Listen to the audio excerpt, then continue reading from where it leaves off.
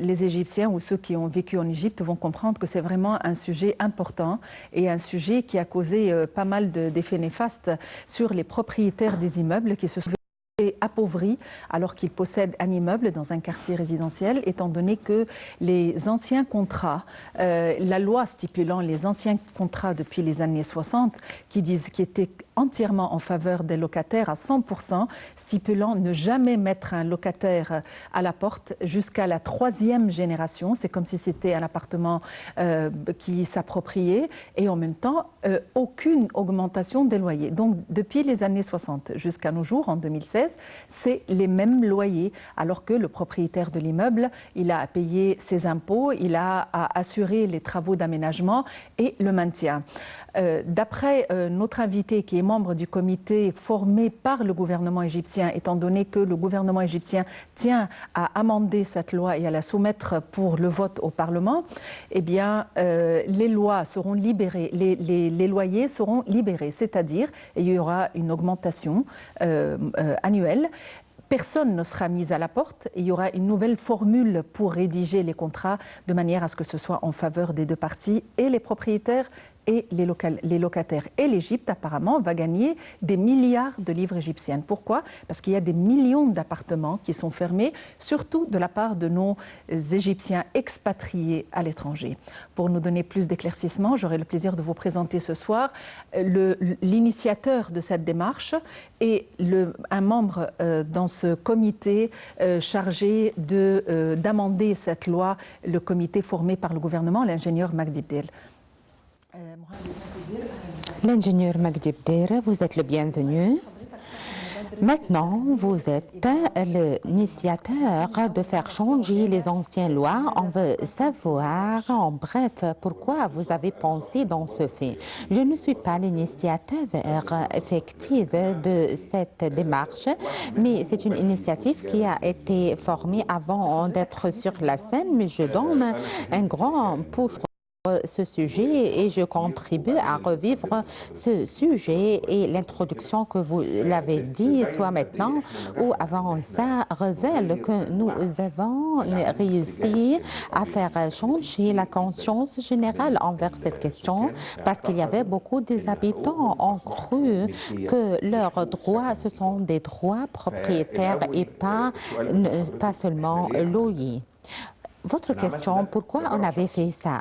Pour un but personnel, j'avais un problème personnel, j'avais une maison qui va se détruire dans un instant et j'interviens dans cette question. Il y avait beaucoup de gens et mes collègues dans le même problème sont autour du mois et ils me disaient que vous expliquez bien, laissez être avec nous pour former des groupes des gens, et on avait fait des mandats officiels pour avoir le droit de parler. Quand je parle avec le gouvernement, j'avais des mandats officiels documentés, enregistrés bien pour parler avec les mass médias comme maintenant par exemple, et après le rôle du Parlement. Et je parle franchement avec le gouvernement, je peux expliquer qu'est-ce qu'on a besoin et nous donner une grande expérience. Vous êtes de la commission formée par le gouvernement, c'est-à-dire que le gouvernement avait beaucoup de sympathie à amender cette loi. Oui, le gouvernement, effectivement, a pu ou avait convaincu qu'on doit être dans le système qui pense dans le problème des locataires ici en Égypte, et les responsables dans le ministère de la Population. On les remercie infiniment. Nous devenons des membres dans un comité qui se réunissent plusieurs fois, avait donné des recommandations que c'était une loi qui créait beaucoup de problèmes et on doit mettre fin à travailler par cette loi. Et le sujet avait transféré à une loi civile qui gouverne les relations en Égypte. Bon, vous avez dit beaucoup dans les mass médias et parmi la proposition présentée par vous que cela va donner un grand rôle. très profitable pour l'Égypte peut atteindre une centaine de milliers. Comment ce sont des meubles qui sont fermés, comment ils peuvent nous apporter des milliards? On va parler partie par partie. Première partie, aujourd'hui, il y avait une loi des impôts immobiliers qui est arrêté pour les immeubles des loyers anciens et les cliniques également et les magasins qui gagnent très bien. Quand l'ancienne loi de loyer s'arrête, il va faire entrer un grand revenu des impôts. Ce sont des impôts qui s'estiment à peu près 37 milliards de livres égyptiens. On fait allusion également au gouvernement pour les propriétaires, notamment les propriétaires des Waqf. Bien religieux, aujourd'hui, il y avait plusieurs chaînes des journaux. Mass médias se concentrent sur les propriétaires des Waqf parce que c'est quelque chose qui est plein d'argent et personne regarde à ces biens. Elle peut faire retourner des revenus 50 milliards de livres en outre. Donc, c'est un autre chiffre. Quand on regarde au budget du ministère de la Population, 70 000, la moitié pour les populations qui ont des revenus moyens et nous avons le projet de la population également sociale qui coûte 70 milliards de livres et 35 milliards, c'est 205 milliards quand on ajoute les 50 milliards attendus de Waqf ou 35 à peu près des impôts. On parle à peu près de 290 milliards de livres. Nous sommes satisfaits maintenant que le gouvernement parle en ce qui concerne qui ont des moyens salaires et ils ont fait des bâtiments. Mais quand le secteur privé bâtissait par exemple un logement, ça va coûter la moitié des budgets du gouvernement, vu des lois, vu des adjunctions, etc. En outre, des milliers d'appartements qui vont s'ouvrir. Peut-être une pièce, par exemple, de terre, 500 mètres, qui a arrêté parce qu'il y avait deux magasins. Par exemple, un petit magasin dans cette région, dans ce quartier, ferme son magasin quand il est loué avec un prix modeste. On peut bâtir et le budget du logement va être 50%, soit le logement par l'achat ou le logement qui est stable. En outre, parmi les points économiques, hier par exemple, j'avais écouté dans un programme qu'il y avait des embouteillages, circulation, trafic, et quand tout ça va se résoudre quand l'argent s'accumule. On va trouver beaucoup d'argent. En outre, le revenu qui va être à part les devises, vu de la liberté à louer les édifices des ambassades et des missions étrangères, les institutions de l'aviation, des compagnies étrangères. Nous avons une région complète, El Magnel par exemple, alentour d'El Giza, El Dokri. Tout ça est loué pour des étudiants du Golfe, vu du minimum du salaire. Ils ont fermé les appartements, ils ont mis fin à leur étude et ils devenaient des expatriés. Quand on les demande de les louer bien, on va avoir des devises pas mal qui vont entrer ici en Égypte, 3 milliards par exemple de dollars. Le rôle des Égyptiens, les expatriés dans cette question. Je suis stupéfait du rôle des expatriés. Il y avait des suivis des États-Unis, du Canada, de l'Angleterre, de l'Arabie Saoudite, du Koweït. Pas seulement un suivi, mais il y avait des mandats également qui sont enregistrés. Et ces mandats, bien sûr, par exemple, un pays comme l'Angleterre, le mandat peut coûter 20 livres sterling. Donc c'est très cher, c'est un grand prix. Il allait le matin à l'ambassade, un jour de travail, et il disait de venir à 2 heures pour prendre le mandat plus 20 livres pour avoir ce mandat. Et malgré tout ça, tous les expatriés ont fait des mandats. Et c'est la cause également. Quelques expatriés ne parlaient pas comme il faut en arabe. Ils disaient où sont nos propriétaires, mon oncle ou papa. Donc on les disait qu'on travaille. Et également on rappelle bien l'histoire égyptienne. L'histoire égyptienne, il y avait des mandats. Quand ils veulent se débarrasser de la colonisation, ils donnent un mandat à Saad Zarloul qui commence à se négocier. Et avant Saad Zarloul, Mustafa Kemal, qui joue le rôle médiatique qu'on le faisait aujourd'hui, il l'avait fait en France. Et on rappelle l'histoire et on répète, et on va atteindre notre but, Inch'Allah. Donc, la réponse et les réactions des gens envers ce sujet. Les gens, ce sont des groupes. Premier groupe qui n'ont... Ce sujet, par exemple, ne le concerne pas quand vous, par exemple, vous n'êtes pas un propriétaire ni locataire. Et vous avez expliqué, malgré tout ça, que c'est un sujet, ce n'est pas juste. Et quand on se débarrasse de ça, on peut avoir des revenus très bien. Donc, les gens qui n'ont pas un intérêt regardaient ce sujet de ce point de vue. Et les gens qui ont des immeubles également et des maisons anciennes, ils veulent faire amender la loi.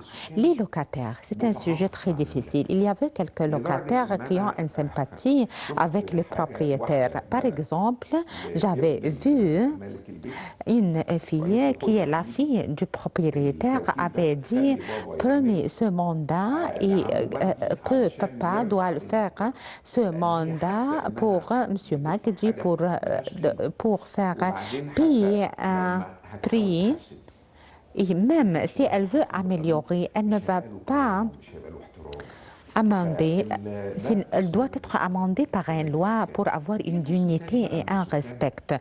Un autre département des lois qui ne veulent pas comprendre ce sujet et ils poussent et ils font un push sur tout le marché. Par exemple, le jeune marié aujourd'hui peut louer un appartement avec 2000 livres, 3000 livres parce que les habitants ont fermé les appartements. Si le locataire avait ouvert son appartement, le jeune, quand il allait pour prendre un nouveau domicile, il va trouver un prix modeste et qui est bien. Et notre initiative également disait que le gouvernement doit appuyer, doit soutenir le locataire qui est incapable à payer le prix valable et juste pour son domicile à travers l'argent qu'on avait parlé avant. Si on soutient tous ceux qui sont incapables pour un bon logement bien convenable et tous ceux qui ont le droit pour avoir ce soutien ou cet appui, on ne paye pas dizaines qu'on peut fournir. Ce point, je veux arrêter devant ce point. Comment vous allez réaliser ou vérifier que, par exemple, 90 millions, qu'est-ce qui a le droit et qu'est-ce qui n'a pas le droit d'avoir amendé la loi? C'est une question très excellente. On avait étudié, on avait recherché, le ministère de la complémentarité avait des informations et des indices. Et aujourd'hui, il y avait une autorité suivie aux forces qui faisait statistiques à tous ceux qui ont besoin de ce soutien. Et cette autorité, en outre, les autres autorités, le centre de statistiques qui travaillaient selon leur style systématique, mais les forces armées aujourd'hui ont fait une statistique à tous ceux qui ont besoin de ce soutien et selon cette statistique, tous ceux qui ont besoin de ce soutien ou ce appui, ils vont vont prendre ce soutien ou ce appui. Bon, quelles sont vos demandes? Vous voulez augmenter le prix de l'OIT seulement? Non. La propriété pour 3 générations, qu'est-ce que vous allez faire dans ce point? Nous sommes des Égyptiens et on veut amender l'Égypte. On veut amender l'Égypte. Je suis vieux maintenant, j'ai âgé, donc si j'avais par exemple si je suis un propriétaire, je ne peux pas jouir comme il faut à tout ce que mes biens. On veut seulement amender l'Égypte. Le gouverneur règne comme selon les intérêts des Égyptiens. On veut débarrasser de la mauvaise réputation l'Égypte, de la mauvaise réputation. On veut trouver justice, stabilité, nos privilèges. Non, distinction également. On veut faire quelque chose de bien pour le pays, pour le délivrer à l'autre génération. Il y avait un privilège pour l'ancienne loi, il sentait qu'il y avait de la sécurité, de stabilité. Personne ne peut le chasser et il peut également l'hériter à une deuxième génération, à troisième génération. Est-ce que c'est une chose qui peut se demeurer? Je veux vous demander une question. Avant de faire ça, quelle est la situation des locataires dans les années 50? Je ne savais pas. Dans les films, par exemple, ils ont fait des peintures sur les murs et nous sommes de bons personnages. Et ils aimaient, par exemple, envoyer un plat de gâteau dans la fête pour que le locataire ne marche pas ou ne partisse pas. Donc, si cela se réalise, tous les gens vont obtenir les domiciles et les appartements avec des prix convenables. On protège aujourd'hui 1,6 million familles. On les protège. Aujourd'hui, les gens dans les bidonvilles vivent avec de grands prix. On doit avoir une certaine égalité, proposition à tout ce qui est fermé pour que tous les gens prennent leurs droits dans le domicile. Donc, c'est-à-dire, si par exemple nos fils ou les expatriés, s'ils ont par exemple habité dans un appartement avec la loi ancienne, qu'est-ce qu'il peut faire? Est-ce qu'il peut l'indemniser au propriétaire de l'appartement? Non. C'est le titre principal à tout ce qu'on parle, que personne va laisser son domicile. Mais on veut que les gens payaient des prix qui sont convenables et justes. Il y avait des statistiques que nous avons aujourd'hui 300 000 immeubles dont un quart à Alexandrie qui peuvent se détruire en quel temps s'il y avait un séisme par exemple comme s'il se fait en Italie depuis quelques jours. Quelle est la situation en Égypte? Le sujet, personne ne va partir, personne ne va se chasser. Les gens vont hériter, mais il doit payer le prix convenable pour que le locataire ou le propriétaire vive comme il faut. J'ai un seul instant. Ce comité est formé de qui dont vous êtes un membre? Ce comité, il y avait des professeurs dans les universités, un certain nombre de personnages qui s'intéressent au ministère de la Population. Il nous donne enthousiasme à toutes les recommandations de cette commission et nous sommes très réjouis à tout ce qui a été fait dans cette commission. Vous êtes un initiateur de cette démarche. L'ingénieur Magdi Beder, vous travaillez de pays et pour l'intérêt des gens, les craintes des gens, tous ceux qui suivaient l'initiative, ont peur de laisser leur appartement. Non, absolument pas. Personne ne va se chasser. Personne ne va partir. Le gouvernement va soutenir et appuyer. Tous les personnages, ils ont beaucoup d'argent pour faire soutenir tous les personnages qui ont le droit. Exactement. On espère toute excellence pour vous. On suivait ce sujet? Eh bien, voilà, ça c'est un projet qui est en cours, un projet lancé par des individus et appuyé et secondé par le gouvernement. Maintenant, un peu de sport et de détente avec notre journaliste spécialiste d'affaires sportives, Monsieur Mohamed Amr.